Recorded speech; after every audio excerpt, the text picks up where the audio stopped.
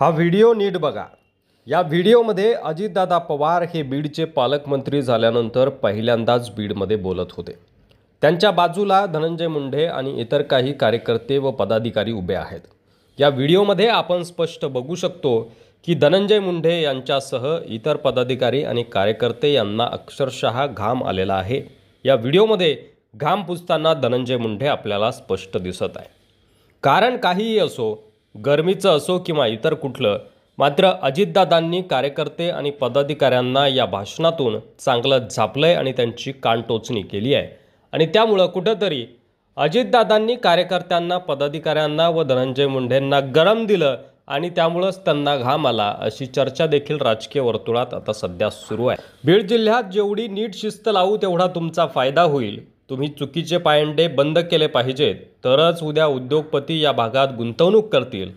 तुमच्याकडे पवनचक्की आणि सौर ऊर्जेचे काही प्रकल्प येत आहेत। या उद्योगपतीकडून खंडणी मागणाऱ्यांना आणि त्यांचा रस्ता अडवणाऱ्यांना माफ केलं जाणार नाही। 3 ते 4 पेक्षा अधिक वेळा गुन्हेगारी कृत्यात आढळून आल्यास संबंधितांवर मकोका लावला जाईल, असा थेट इशारा अजितदादा पवार यांनी आपल्या आजच्या या भाषणातून दिलाय। अजित पवार यांनी बीडच्या पालकमंत्रीपदाची धुरा स्वीकारल्यानंतर गुरुवारी ते पहिल्यांदाच जिल्हा नियोजन समितीच्या बैठकीसाठी बीडमध्ये आले आहेत। या बैठकीपूर्वी अजित पवार यांनी राष्ट्रवादी काँग्रेसच्या कार्यालयात रोखठोक भाषण करताना पक्षात आणि बीड जिल्ह्यात गुन्हेगारी आणि चुकीचे कृत्य खपवून घेतली जाणार नाही, असा थेट इशारा दिलाय। आणि हा कुठेतरी धनंजय मुंडे यांनाच इशारा होता किंवा कानटोचणी त्यांची अजितदादांनी केली असं म्हटलं जात आहे। तुम्ही निवडणुकीत किती पैसे खर्च करता, मग आपल्या भागातील विकास कामांसाठी तशी भावना तुमच्या मनात का नाही? विकास कामं करताना आपल्या भागाबद्दल तुमच्या मनात आपलेपणा का नाही? आता सत्ता आल्यानंतर अनेक हौशेगौशे येऊन मला भेटतात। लोकसभा आणि विधानसभा निवडणुकीला हे लोक दुसऱ्या पक्षात होते, मात्र आता येऊन सांगत आहेत की दादा मी तुमच्यासोबतच आहे। हे असं चालणार नाही।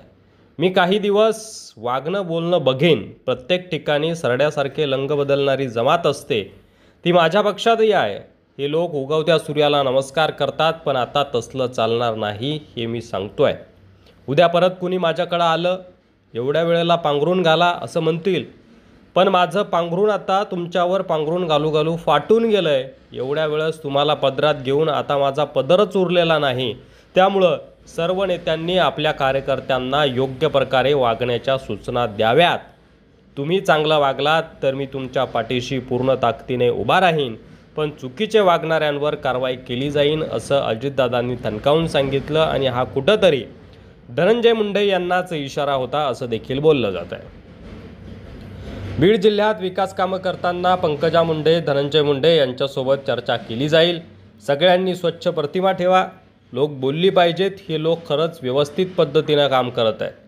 आपल्याला कोणाचा अवमान करायचा नाही, पण विकास कामं करताना फक्त पुढाऱ्यांना विचारून होत नाही, जनतेशी आणि समाजाशी संबंध असणाऱ्या लोकांना विचारलं पाहिजे। आपल्या भागातील साहित्यिक, विचारवंत आणि पत्रकारांचं म्हणणं लक्षात घेतलं पाहिजे। मी काम करताना कोणताही भेदभाव करणार नाही, मात्र इतरांनी तो केला तर मी खपवून घ्यायला काही साधुसंत नाही। तुम्ही दुटप्पी वागणार असाल तर मी काम करणार नाही। मी सरळ मार्गी आहे, सगळ्यांना मदत करेन।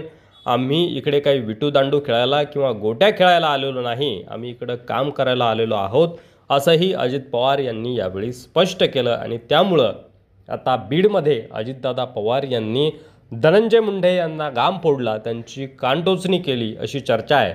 यावर तुम्हाला काय वाटतंय? तुमचं मत कमेंट बॉक्समध्ये लिहायला विसरू नका। व्हिडिओ जर आवडला असेल तर जास्तीत जास्त शेअर करा। चॅनलवर नवीन असाल तर सबस्क्राईब करा।